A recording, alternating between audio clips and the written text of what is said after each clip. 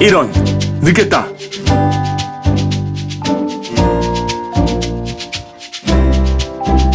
안녕하세요.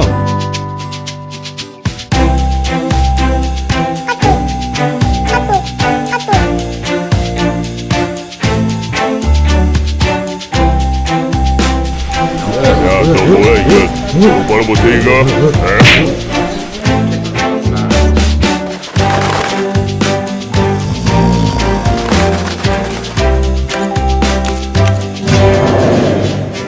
뭐야, 이건 예배가 아니잖아!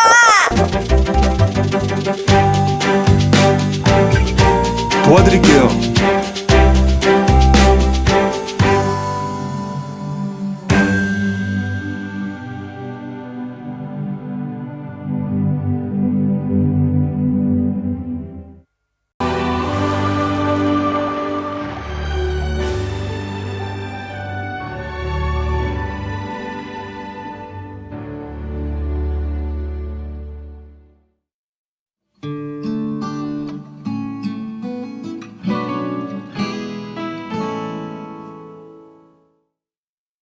여러분이 너무나 익숙하게 아는 아프리카의 선교사 리빙스톤이 어떤 날 잠시 휴가로 영국으로 돌아왔던 때가 있었다고 합니다. 여러 사람들이 아프리카 선교사로 가서 많은 고생을 하고 돌아온 그 리빙스톤을 보면서 존경의 눈으로 보고 또 선망의 눈으로 보면서 여러 가지 질문을 했다고 합니다. 얼마나 고생하셨습니까? 얼마나 힘들었습니까? 얼마나 위험했습니까? 얼마나 희생하셨습니까? 라고 인사를 했다고 합니다. 그때에 리빙스톤은 대답했습니다. 희생이라고요? 너무나도 즐거웠습니다. 가장 기쁜 일에 대해서 그렇게 희생이니 고생이니 하는 말을 쓰지 않았으면 고맙겠습니다. 난 희생한 일이 없거든요. 또 고통이라고 생각해 본 일도 없었습니다. 라고 대답했다고 합니다. 제가 목회자들을 상대로 세미나를 많이 인도할 때가 있습니다. 그런데 그 목회자들 속에 많은 분들이 말이에요. 목회하는 것을 십자가 지는 마음으로 하는 사람이 있어요. 그래서 이 고통을, 이 어려운 일을 언제나 빨리 면할 수 있을까 하는 마음에서 어떻게 해서라도 쉽게 말하면 설교를 안 하려고, 가능하면 설교를 안 해보려고 또. 그래서 목사님들 중에도 휴가 가는 것을 그렇게 좋아해요. 그걸 비나면 그저 이 모양 저 모양 이름을 넣어서 휴가, 몇 달 휴가, 1년 휴가, 그래 하는 분들이 계세요. 그래서 제가 한번 한 50년 목회했으니까 통계적으로 짐작을 해보았습니다. 간단해요. 휴가 많이 가는 목사가 일찍 죽더라고요. 그거 아시겠습니까? 이거 굉장히 중요한 얘기예요. 목회를 힘들게 생각을 하고 이 한 시간 하는 것을 십자가 지는 마음으로 하니까 그건 먼저 가더라고요. 결국은 무엇입니까? 기쁜 마음으로, 감사한 마음으로, 순간순간 행복한 마음으로, 또 솔직히 말하면 목사는 이 설교하는 시간이 아주 행복한 시간입니다. 그렇게 목회를 해야 하는 것이지, 이거 한 시간 이거를 아주 너무 어렵게 그렇게 생각하는 분들, 바로 거기 문제가 있다는 것이죠. 그러니까 성공의 평가 기준은 결과라는 성과, 또 물량이라든가 혹은 양적으로 평가될 문제는 아니에요. 질적으로, 정신적으로, 심리적으로 그렇게 평가해야 한다. 다시 말하면 얼마나 즐겁게 일하느냐, 그것이 문제입니다. 여러분, 죄송하지만 저는 이제 아시는 대로 차를 직접 운전하지만은 아주 복잡한 데에 갈 때는 그 주차장도 시원치 않고 그래서 차를 운전을 못하고 택시를 탑니다. 그래서 택시를 탈 때마다 제가 운전을 하니까 택시 기사하고 이런 얘기 저런 얘기를 하면서 가게 되는데 가끔 여러분 다 경험하시겠지만 70 넘은 노인들이 택시 기사가 있습니다. 요새는 많습니다. 나이 많이 든 분이 택시를 기사를 딱 해요. 앉아서 이 말 저 말 해보면요 참 재미있는 게 있습니다. 70 넘은 운전사는 다 행복합니다.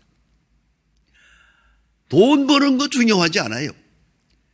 자기는 하루에 4시간밖에 일 안 한대요.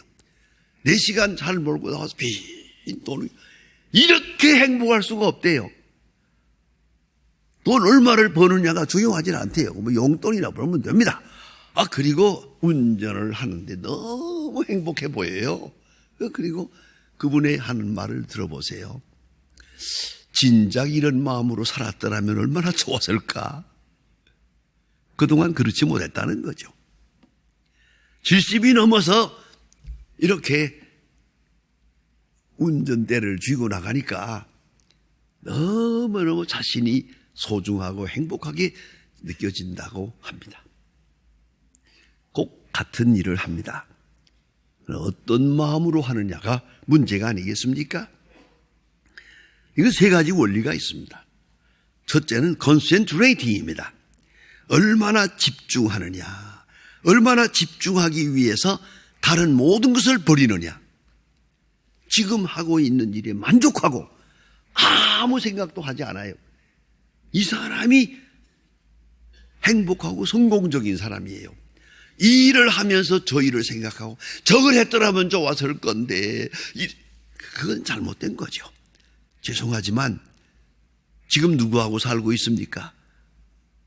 이 사람하고 사는 거 이게 참 행복한 거 하나님이 주신 축복이다 생각하고 살아야지 이 사람하고 살면서 그때 그 남자하고 캐치했던 건데 그때 그 여자가 좋았는데 이따위 생각을 하니까 이 피곤해지지 이 다 망가지는 거예요.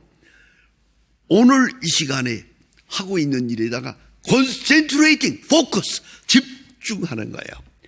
그리고 다른 걸 생각하지 않아요. 잘못한 거다. 지금 하고 있는 일이 최고다. 이렇게 생각하면 그 일이 얼마나 행복하겠습니까? 둘째는 faithfulness예요. 헬라어로 피스티스라고 합니다. 충성입니다. 얼마나 최선을 다하느냐. 뒤돌아볼 것 없어요. 내가 할 수 있는 최선을 다했다. The best. 유감없이. 그 자체가 성공이 아니겠습니까? 3번째는 얼마나 사랑하느냐, 얼마나 행복하냐, 얼마나 자유로우냐. 스스로 선택하고 스스로 책임을 지면서 자유로운 마음으로 일하게 될 때 그것이 바로 성공이고 행복이 아니겠습니까? 하나님은 중심을 보십니다. 일하는 자의 마음을 보십니다. 얼마 전에 잡지에서 본 책입니다마는 일본에서 한국도 마찬가지일 겁니다. 나온 통계에 의하면은 골프를 치다 죽는 자가 1년에 130명이래요. 세상에. 그게 많이 죽는데요. 여러분, 골프 치다 죽었다. 왜 죽었을 것 같습니까? 힘들어서 죽었나요? 그거 아니거든요. 잘하려다 죽은 거죠. 주변에 있는 사람들을 신경을 쓰다가 자기가 멋지게 한번 잘하고 싶어서 하다가 그만 그게 지나쳐가지고 꽝 하고 죽었어요. 죽는 것도 여러 가지가 있지만 골프 치다 죽었다 그건 문제가 있는 거죠. 그 소중한 생명을 그냥 거기다 갖다가 이건 안 되는 거 아닙니까? 왜 그래요? 질투 때문에 그래요. 사람들로부터 잘한다고 또 자랑을 하고 싶은데 그게 마음대로 됩니까? 그때? 그래서 그래 죽는 사람이 그렇게 많다고 그래요. 한국에도 100명이 넘는다고 그래요. 이거 알아서 하세요. 근데 약간 문제는 있습니다. 예? 때때로 그런 생각을 합니다. 때때로 우리는 다른 사람은 안 그럴 거다. 다른 사람은 행복할 거다라고 생각을 해요. 그 사람 보고 물어보세요. 그 사람은 그 사람대로 또 고민이 많고 더 어려운 일이 많아요. 그러니까 다른 사람하고 비교할 필요가 없죠. 유명한 에머슨은 자기신뢰라는 책에서 말합니다. 열등감과 패배의식만 지우면 그는 정신적으로 성공할 수 있다. 다른 사람과 비교하지 마라. 다른 사람은 아니 그럴 거다. 그 생각이 잘못된 생각이다. 또 자기 신뢰가 있는 사람은 다른 사람도 사랑할 수 있게 된다. 그런 여유가 생긴다는 것이죠. 또 하나는 혼자 있을 때 자기 신뢰에 충실하면 누구도 방해할 수 없는 자기만의 성공을 누릴 수 있다라고 말합니다. 여러분, 오늘 성경 말씀에 보면은 예수님께서 그 말씀하신 달란트 비유인데 그 비유 속에서 무궁무진한 진리를 말씀합니다. 한 사람에겐 5달란트, 한 사람에겐 2달란트, 1달란트를 주었다. 그리고 타국으로 가면서 이걸 가지고 장사해서 일을 많이 만들어라. 이렇게 부탁하고 갔다는 것이죠. 그런데 25장 15절에는 아주 중요한 말씀이 있습니다. 각각 재능대로 주인이 판단한 겁니다. 각각 재능대로 5달란트, 2달란트, 1달란트를 주었다. 그런데 5달란트 가졌던 사람은 5달란트를 또 남겨가지고 왔다. 2달란트 받은 사람은 2달란트를 남겨가지고 왔다. 남겼다는 데 문제가 있는 거예요. 이 생산적이고요. 남겨야 한다는 거예요. 본전지기는 안 되는 거예요. 남겨야 되는데 그것이 바로 우리가 살아야 할 삶의 철학이라는 말이죠. 뭔가 생산적으로 임프루브하는 그 증가시키는 그런 생을 살아야 한다. 그런데 오늘 본문에 말씀하는 1달란트 같은 사람은 성경 본대로 보면 땅을 파고 주인의 돈을 감추어 두었다가 주인이 올 때 이것을 가지고 와서 떡 내놓으면서 하는 말이 이건 당신의 것입니다 하고 내놓았어요. 참, 이 사람 참 특별한 사람입니다. 그런데 이제 문제는 주인의 말씀이에요. 악하고 게으른 종아라고 말하거든요. 나는 아무리 읽어봐도 이 사람 악한 사람은 아니에요. 게으르긴 하지만은. 왜요? 본전 잘라먹는 사람도 많잖아요. 근데 본전은 가지고 왔잖아요. 왜 악하냐 하는 겁니다. 이 사람을 악하게 평가하는 주인의 심정을 이해해야 합니다. 여러분, 본전 가지고는 안 됩니다. 그것 가지고는 하나님 앞에 설 수가 없어요. 반드시 더 남겨야 합니다. 그래서 유명한 말이 있어요. 천당은 혼자 못 간다고. 내가 전도받아서 예수 믿었으니까 이게 본전이에요. 그러면 내가 다른 사람을 전도해서 단 한 사람이라도 더 데리고 가야 갈 수 있지. 나 혼자서만은 못 간다. 뭐 그렇다면 그런 줄 아세요. 그러니까 전도 많이 해서 많은 사람과 함께 가야지. 나 혼자서 이건 달랑 나 하나만 가지고 들어가겠다고. 그건 안 된다는 거죠. 이게 바로 오늘 성경 말씀이에요. 주인은 말씀하십니다. 악하고 게으른 종아. 왜 악하냐는 것이다. 간단해요. 아무 일도 하지 않았거든요. 폴란드에서 히틀러가 폴란드를 점령했을 때 많은 사람들이 독립운동을 하다가 또 히틀러를 대항해서 지하운동을 하다 잡혀서 트럭에 실려서 이제 사형장으로 갑니다. 사형장으로 갈 때 모든 청년들은 나라를 위해서 힘껏 일하다가 가는 거니까 가서 죽어야지. 그리고 가는데 그 중에 한 사람은 이 사람은 레지던트가 아니에요. 이 지하운동 하던 사람이 아니란 말이에요. 그냥 장사하느라고 여기저기 왔다 갔다 하다가 그만 어차피 잡혀가지고 지금 가는 거예요. 어쩌다가. 그러니까 가니까 이 사람 불평이 많아요. 나는 아무 일도 안 했는데요. 나는 나라를 위해서 한 일도 없고 히틀러를 반항해서 한 일도 없고 난 그저 이종에 왔다 갔다 하면 장사한 것밖에 없는데 나는 아무 일도 하지 않았는데 왜 내가 여기 같이 끌려가서 죽어야 하느냐고. 그리고 자꾸 불평을 말하니까 그게 청년 가운데 애국운동을 하다가 끌려가는 저 한 청년이 이렇게 말했다는 거 아닙니까? 당신은 죽어 마땅하오. 왜? 아무 일도 안 했으니까. 여러분, 아무 일도 안 했으니까 죽어야지. 이게 얼마나 참 웅변적인 말입니까? 아무 일도 안 했다. 무사태평. 안 되죠, 이거는요. 오늘 성경은 그걸 말하는 거예요. 악하고 게으르다. 게으른 건 악한 거예요. 이걸 알아야 돼요. 게으르다는 거 하나가 그거 가지고 안 되는 거죠. 본전 가지고는 안 되는 거예요. 아무 일도 하지 않았다는 것이 큰 죄가 되는 것을 알아야 합니다.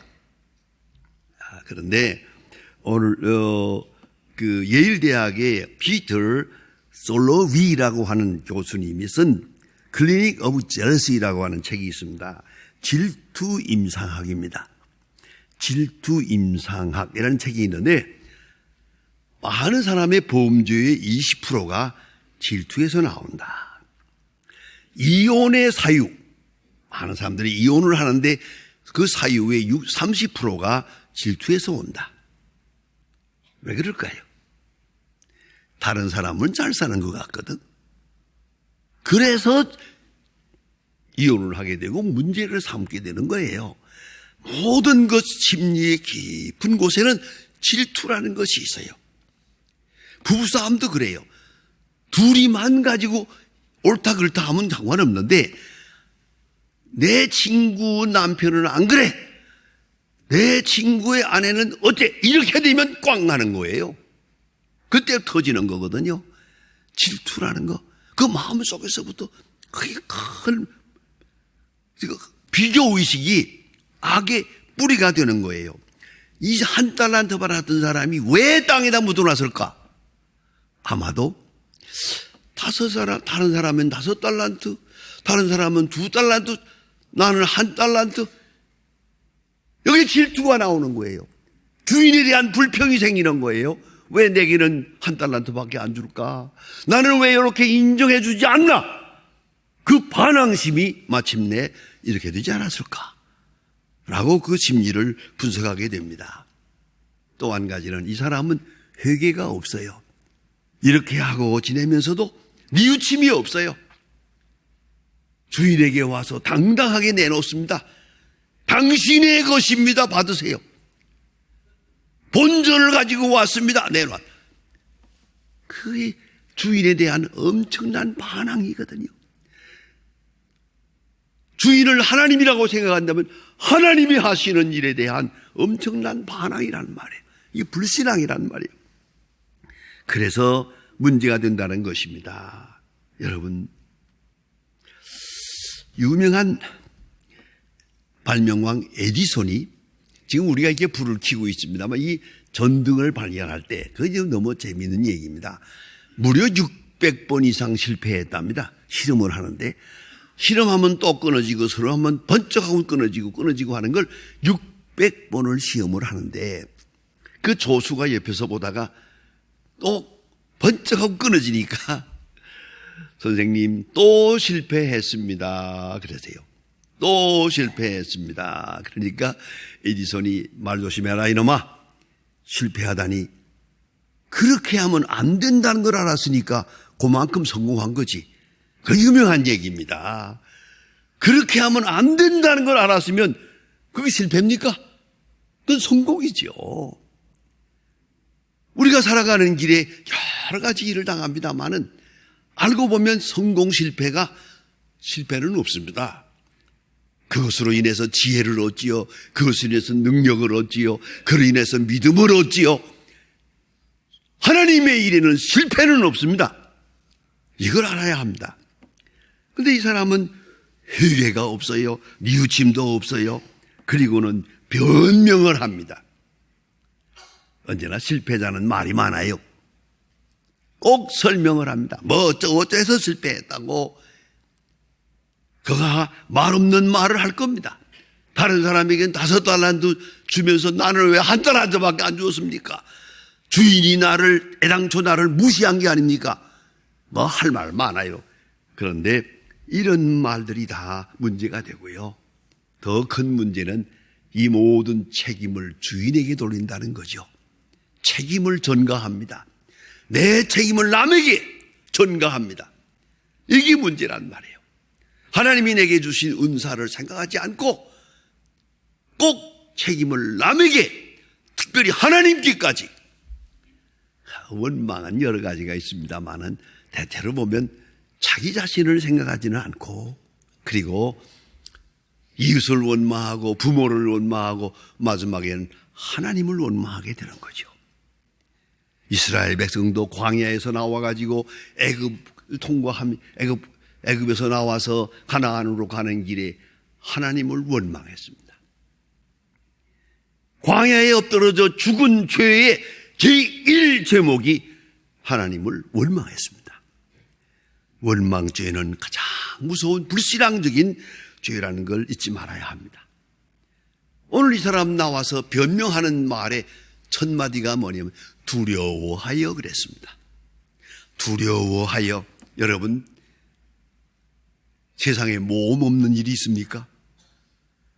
신앙은 어떤 때는 모험입니다. 신앙적인 모험입니다.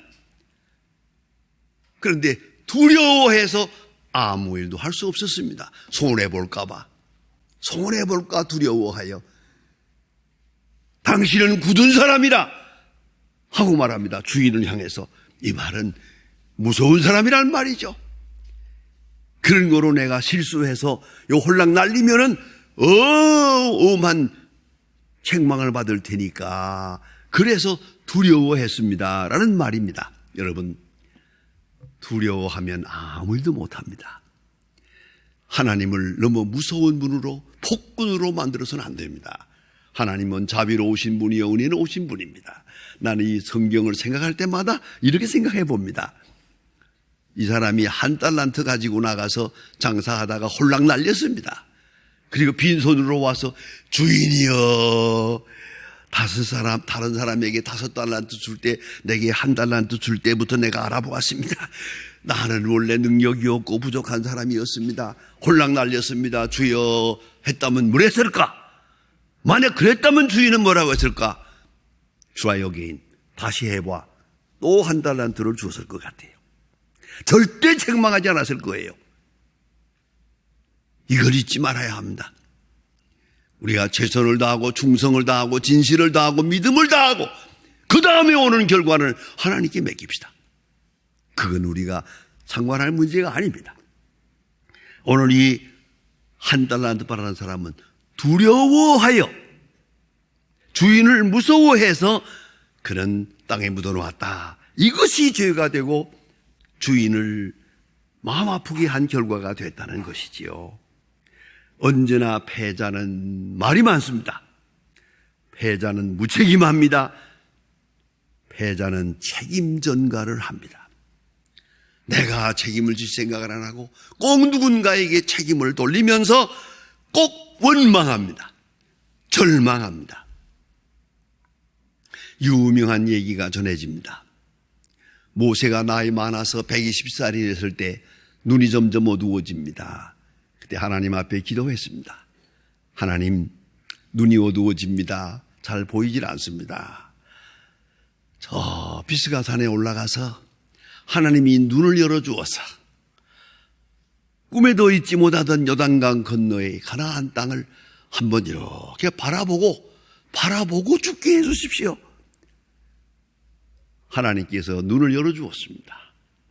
비스가 산 언덕에서 멀리 가나안 땅을 바라보았습니다. 요단강 건너편을 바라보았습니다. 하나님 감사합니다. 가나안 땅을 보았으니 감사합니다. 그리고 욕심이 생겼습니다. 하나님, 저 가나안 땅을 정탐꾼으로 가장해서 잠깐이라도 들어가서 발로 밟고 돌아오게 해주시면 좋겠습니다. 잠깐이라도 가나안 땅에 들어가 볼 수 있게 해주시면 감사하겠습니다 했더니 하나님께서 No, 그건 안 돼 그랬습니다. 왜? 너는 내가 사랑하는 백성에 대해서 절망했기 때문이다. 이 패역한 놈들아, 우리가 너를 위해 물을 내랴. 원망하는 백성에 지쳐서 모세는 그 백성을 원망했습니다. 내가 사랑하는 백성을 네가 원망해서 절망했기 때문에 너는 가나안에 못 들어간다. 이렇게 심판했다고 이스라엘 사람들이 전설에서 전해주고 있습니다. 여러분, 이걸 잊지 말아야 합니다. 어떤 일에도 절망해서는 안 됩니다. 하나님이 우리에게 주신 은사가 소중한 겁니다. 내게 주신 이 환경과 은사가 최선임을 알아야 합니다. 그리고 하나님의 심판의 평가 기준은 물량에 있지 않고 믿음에 있습니다. 그 속에 있습니다. 그걸 잊지 마시고 작은 일에 충성했음에 내가 내게 큰 것을 맡기리라 하는 그 귀한 축복을 다 함께 누릴 수 있기를 바랍니다.